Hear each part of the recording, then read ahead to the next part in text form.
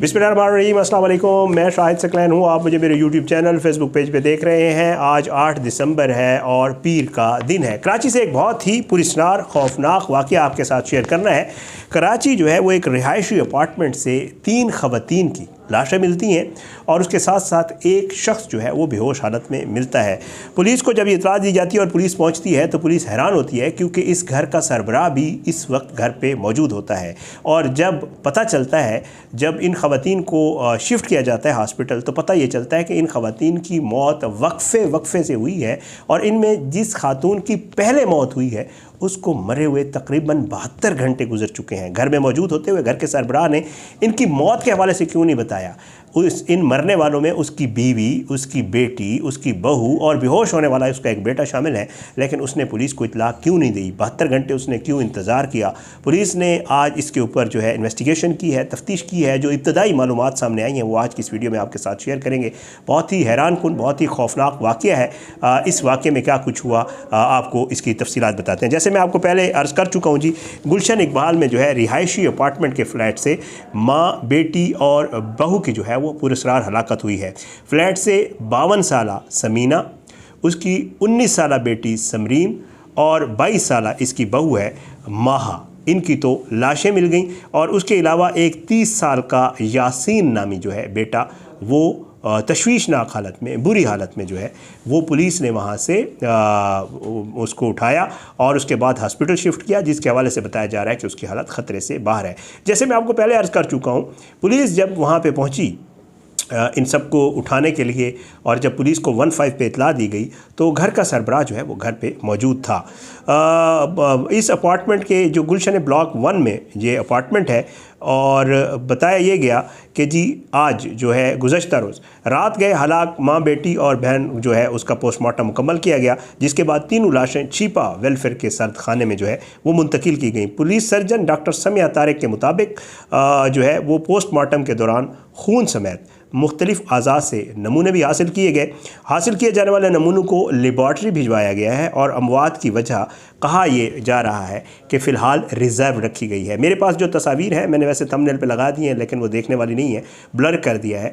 अगर तस्वीर को बगौर देखा जाए तो वाज़े तौर पे नज़र आ रहा है कि जहर खुरानी हुई है, क्योंकि जो बॉडीज़ हैं उनके फेस का कलर नीला हुआ है, चेंज हुआ है। तो खुदा न खास्ता लग यही रहा है कि शायद कुछ जहर खाया गया है, दिया गया है, वट एवर जो भी है वो अभी पुलिस तफ्तीश करेगी तो मेरे ख्याल से मज़ीद तफसील सामने आ जाएगी।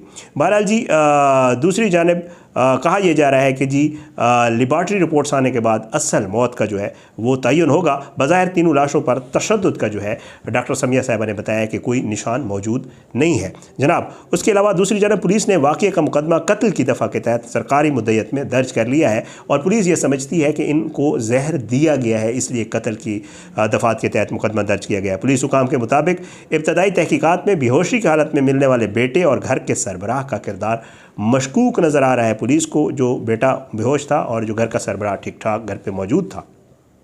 ख़वातीन की लाशों का पोस्टमार्टम करवाकर नमूने फोरेंसिक जांच के लिए भेज दिए गए हैं। पुलिस की टीमें फोरेंसिक एक्सपर्ट के हमरा एक बार फिर फ्लैट का दौरा भी करेंगी। फ्लैट से बेहोशी की हालत में मिलने वाले नौजवान यासीन की हालत कहा जा रहा है कि अब खतरे से बाहर है, ताहम नौजवान बयान देने के काबिल बिल्कुल भी नहीं है।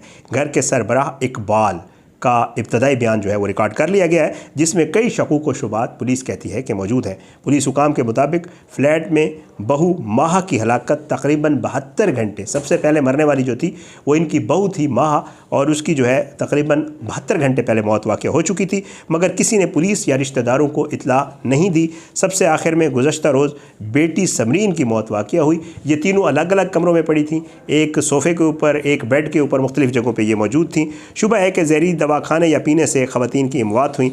हम हतमी वजह केमिकल एग्जामिन रिपोर्ट आने के बाद जो है मालूम होगी।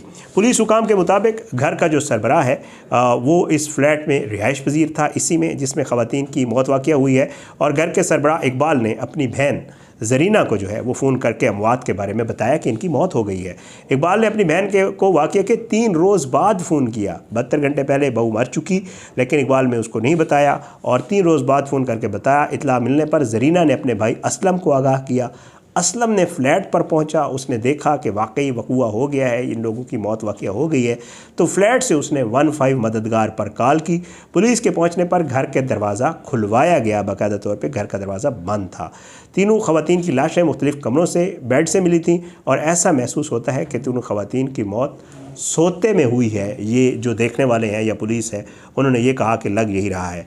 घर के सरबराह के मुताबिक उनकी बहू मुबैना तौर पर हामिला भी थी और उसका मेका इस्लामाबाद में है।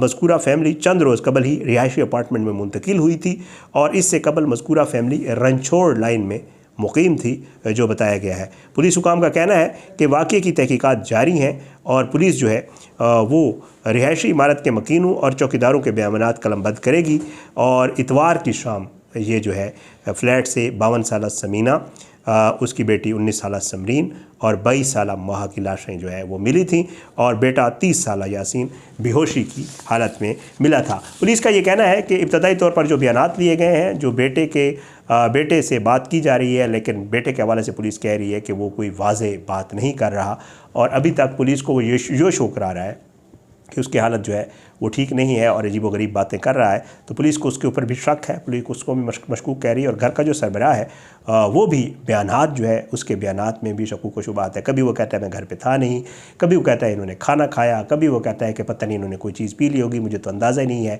और फिर जब उससे पूछा गया कि 72 घंटे आपने क्यों नहीं बताया, तो उसने कहा कि जी बहू क्योंकि दूसरे कमरे में थी और मुझे इल्म नहीं था।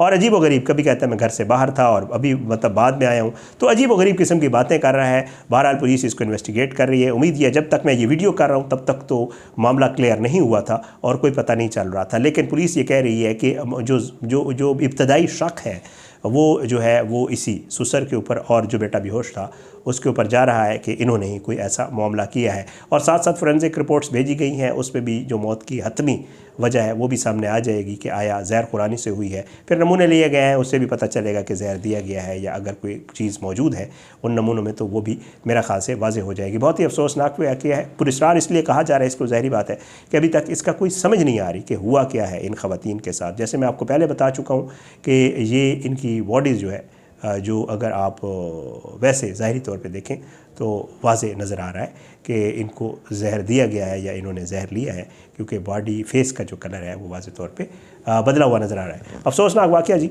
इस तरह के वाक़यात अमूमन आपको सुनने को मिलते हैं, हमारे माशरे का ये हिस्सा है और इस तरह की चीज़ें अमूमन हमारे आस पास हो रही होती हैं। वजूहात इसकी मुख्तलिफ हो सकती हैं, कभी तो घर की कोई चपकलिश, कोई तनाज़ा, कोई और मसला, या कभी कभार जो है वो ज़ाहिर माशरी मामलात और दूसरे मामलात भी हो सकते हैं। लेकिन इसमें जैसे पहले आपको अर्ज़ कर चुका हूँ कि जी घर का जो सरबराह है उसके हवाले से कहा जा रहा है कि वो शो ये करा रहा है शायद उसकी कोई ज़हनी हालत ठीक नहीं है, जो भी मामला है। पुलिस बहरहाल इसको इन्वेस्टिगेट कर रही है और इसके हवाले से मज़ीद तफ्तीश जो है वो आगे बढ़ रही है। उम्मीद है इंशाल्लाह इसके ऊपर जो भी डेवलपमेंट्स आएंगी, जो भी चीज़ें क्लियर होंगी, मैं आपके साथ ज़रूर शेयर करूँगा। कोशिश ये थी कि अब तक जो कुछ क्लियर हुआ वो आपके साथ शेयर करूँ। इजाज़त दें, इंशाल्लाह अगली वीडियो में मुलाकात ज़रूर होगी। लेकिन बशर्ते ज़िंदगी आपसे दरख्वास्त है कि अगर आपने अब तक मेरा यूट्यूब चैनल सब्सक्राइब नहीं किया तो मेरे यूट्यूब चैनल को सब्सक्राइब करें।